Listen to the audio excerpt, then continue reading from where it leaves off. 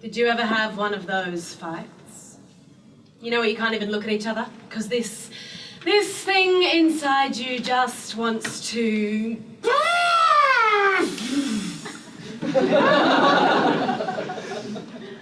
And you're both sitting there thinking, how can we share the same life and we don't even want to share the same air? And then this grumpy, moody, irrational man finally grows the balls to look at you. And he says, men have periods too. And I'm like, what the hell are you talking about? And he says it again, deadpan, not a hint of irony. Us men, we get periods too. He then proceeds to tell me that he went to his doctor, a specialist in men's health, and this quack explained to him that the very smell of a menstruating lady will cause him biochemical changes and hormonal fluctuations brought on by me going into my cycle, thus sending him into his cycle, aka a male period. Can you believe that? My period causing his period. Like I'm contagious. Like my period is the flu. I mean, I've heard of women cycling but going tandem with your boyfriend. So I do what every rational woman does in that situation. Storm out. I slam the door. Lock myself in the bathroom. I grab my phone and I Google male period. Jesus Christ, it exists. In fact, it more than exists. There's pages of scientific data, forums, support groups. There's even a legitimate name. Manstruating. Yeah, I'm not kidding. Manstruating. Where men experience these physical, psychological and emotional symptoms. Everything from mood swings to abdominal bloating. So now I'm supposed to put up with him moping and craving and lounging around while I'm moping and craving and lounging around. And if that wasn't bad enough, he can also reach an age where hormonal shifts affect his testosterone to a point that he enters a so-called debilitating condition called menopause.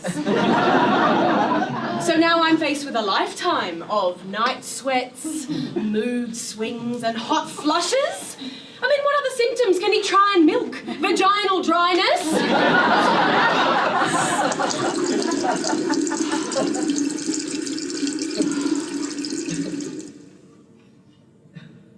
So, what the hell am I going to do now? Do I go back out there and apologise? Empathise, you know? Put the man on the couch with a tub of ice cream. Pamper him with lady love while he watches The Notebook? Or maybe I should just break up. End it. Move on. Obviously not now, not during his period. He's far too insensitive. I'd wait a day or two till he's a little less emotional. See, here's my problem. Believe it or not, he's a really nice guy. He's caring and sensitive and well-groomed, and they do not breed men with that kind of winning triple combination anymore.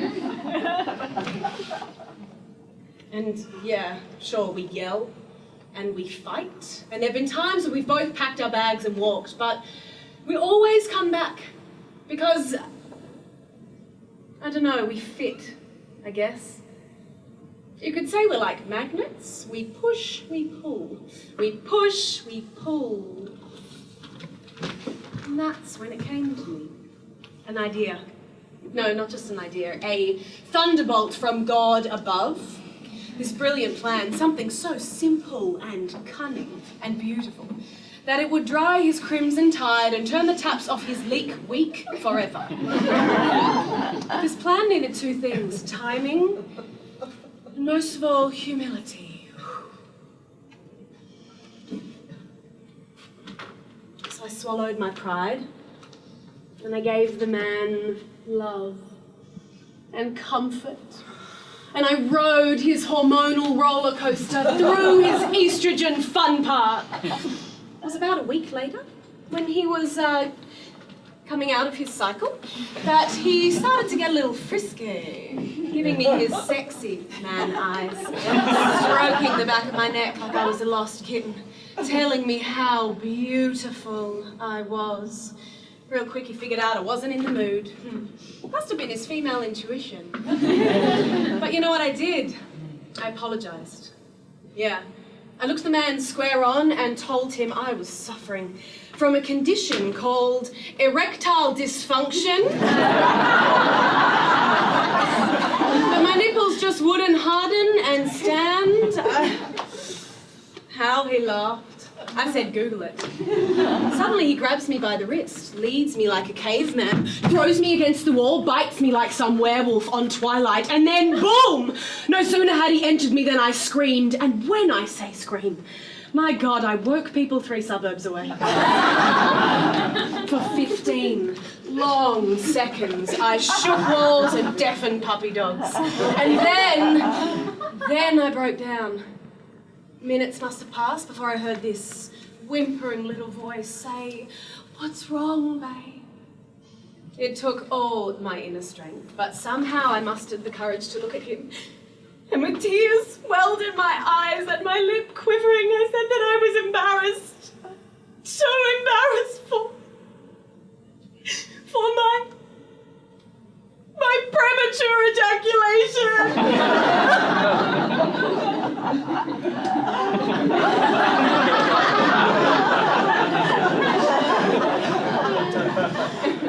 We've reached an understanding now.